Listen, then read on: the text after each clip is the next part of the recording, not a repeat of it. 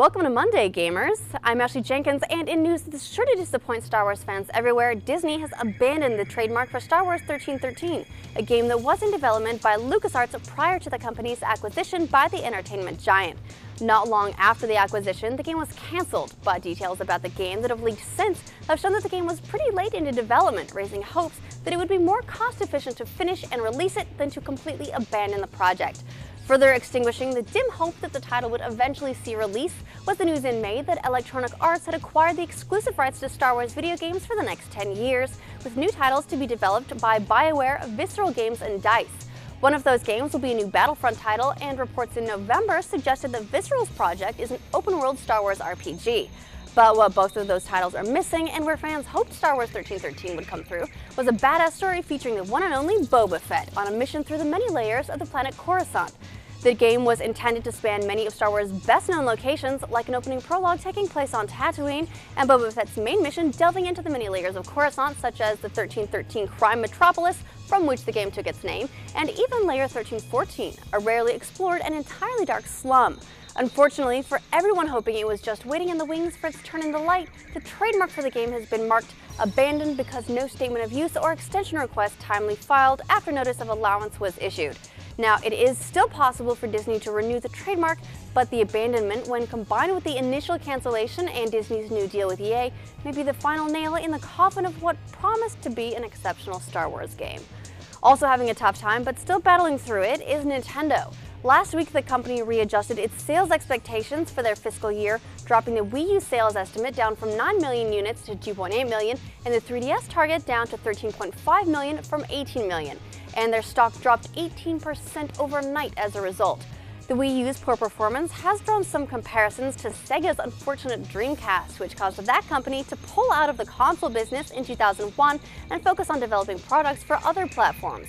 Compounding this comparison, investors are calling for a dramatic shift in the company's strategy, with some urging company president Satoru Iwata to take a page out of Sega's book and release titles on mobile devices like smartphones to cash in on the current success of that platform.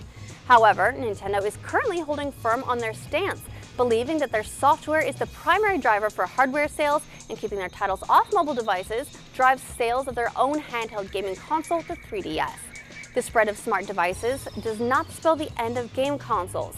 It's not that simple. It doesn't mean that we should put Mario on smartphones, says Iwata. Currently, Nintendo is able to sell their 3DS console for upwards of $180, and software retails for $40 in the US. Comparatively, the rising trend in mobile titles is to offer the game for free and monetize via microtransactions, with companies relying on scale to turn a profit. Understandably, Nintendo is reluctant to sacrifice sales of their handheld to take a bet on mobile.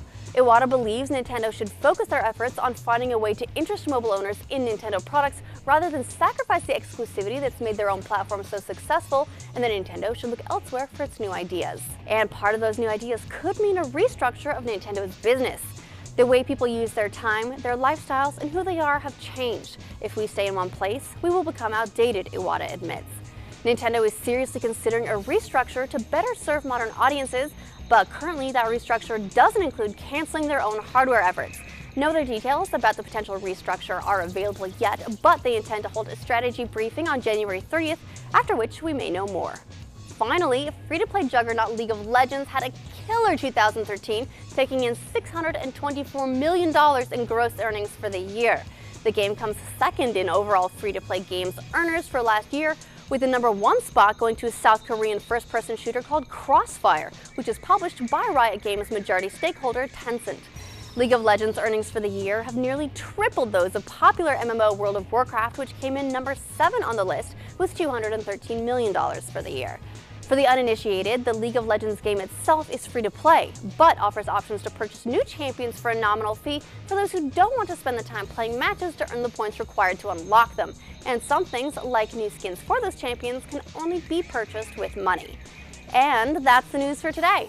What are your thoughts on free-to-play microtransactions, especially in light of how much money companies can make from them? Shout out in the comments below and let us know. Then check out roosterteeth.com later this week for a new episode of our gaming podcast, The Patch. We have a lot to catch up on.